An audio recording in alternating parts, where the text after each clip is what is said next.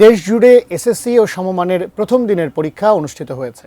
৯টি সাধারণ শিক্ষা বোর্ড, কারিগরি শিক্ষা বোর্ড ও মাদ্রাসা শিক্ষা বোর্ডের অধীনে ৩,৮৮৫টি কেন্দ্রে এ পরীক্ষা অনুষ্ঠিত হয়। সারা দেশের প্রতিনিধিদের পাঠানো তথ্য ছবি নিয়ে ডেস্ক রিপোর্ট।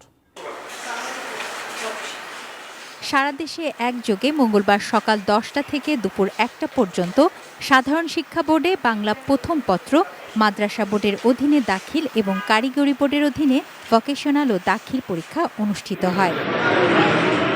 মানিকগঞ্জের সিংগাইর উপজেলার জয়মণ্ডপ উচ্চ বিদ্যালয় ও শাহরাইল উচ্চ বিদ্যালয় কেন্দ্রে আকস্মিক উপস্থিত হন শিক্ষামন্ত্রী আ.ন.ম এহসানুল হক মিলন। পরীক্ষার সার্বিক পরিস্থিতি শৃঙ্খলার বিষয়ে খোঁজ খবর নেন তিনি। চট্টগ্রামে উৎসব মুখর পরিবেশে এসএসসি ও সমমানের পরীক্ষায় অংশ নিয়েছে ১,৩০,৭২৪ জন শিক্ষার্থী। সিলেট বিভাগে ঘন ঘন লোডশেডিং নিয়ে দুশ্চিন্তার কথা জানান অভিভাবকরা।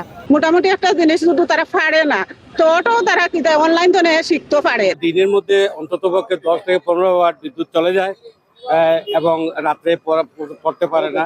পরীক্ষার প্রস্তুতির সময় ঘন ঘন লোডশেডিং নিয়ে ক্ষোভ প্রকাশ করেন রাজশাহীর পরীক্ষার্থী ও অভিভাবকরা। কুমিল্লা শিক্ষা বোর্ডের অধীনে গত বছরের তুলনায় পরীক্ষার্থীর সংখ্যা কমেছে প্রায় ২৪,৮৬৩ জন। দিনাজপুর শিক্ষা বোর্ডেও এসএসসি পরীক্ষার্থী গত বছরের তুলনায় কমেছে। এখানে যে পরিবেশ দেখলাম, সুন্দর সুষ্ঠুভাবে পরীক্ষা চলছে, কোনো রকমের অনিয়ম পরিলক্ষিত হয়নি। আমি বেশ কয়েকটা রুমে যে দেখলাম।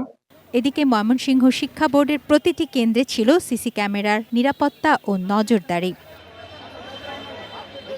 পরীক্ষার পরিবেশ নিয়ে সন্তুষ্টির কথা জানান যশোরের পরীক্ষার্থী ও তাদের অভিভাবকরা। খুবই মনোরম পরিবেশ, সব প্রিপারেশন খুবই ভালো, আর পরীক্ষার সবকিছু পড়ে আসছি। প্রথমবার যেহেতু বোর্ড পরীক্ষা দিচ্ছি, একটু কনফিডেন্স লেভেল মাঝামাঝি আছে, একদম লো নেই।